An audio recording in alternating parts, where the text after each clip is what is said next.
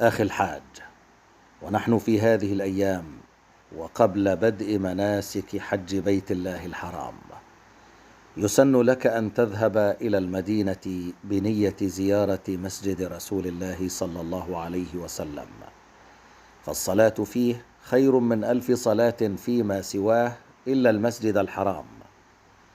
وليس لزيارة المسجد النبوي إحرام ولا تلبية ولا ارتباط بينها وبين الحج إطلاقا.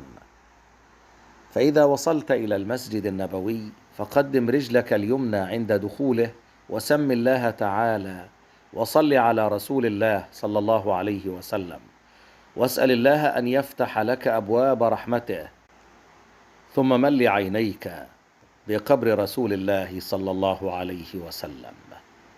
بادر بعد دخولك بصلاة لتحية المسجد، فإذا كانت الروضة فحسن، وإلا ففي أي مكان من المسجد.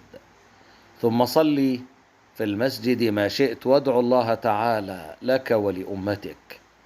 ثم اذهب إلى قبر النبي صلى الله عليه وسلم وقف مستقبلا له، ثم قل بأدب وخفض صوت: السلام عليك يا رسول الله ورحمة الله وبركاته، اللهم آته الوسيلة والفضيلة وابعثه المقام المحمود الذي وعدته. ثم تحول قليلا لتقف أمام قبر أبي بكر رضي الله عنه، ثم عمر رضي الله عنه. ويسن لك أن تذهب متطهرا إلى مسجد قباء لتزور فتصلي لفعل النبي صلى الله عليه وسلم.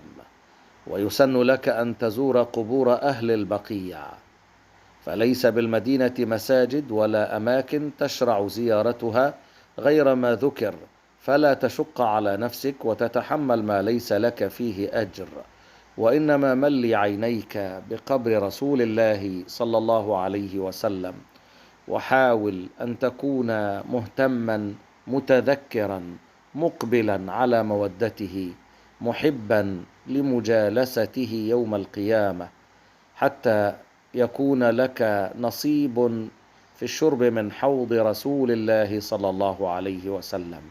ونسأل الله لكم القبول، ونسأل الله لكم العودة الآمنة، ونستأذنكم الدعاء.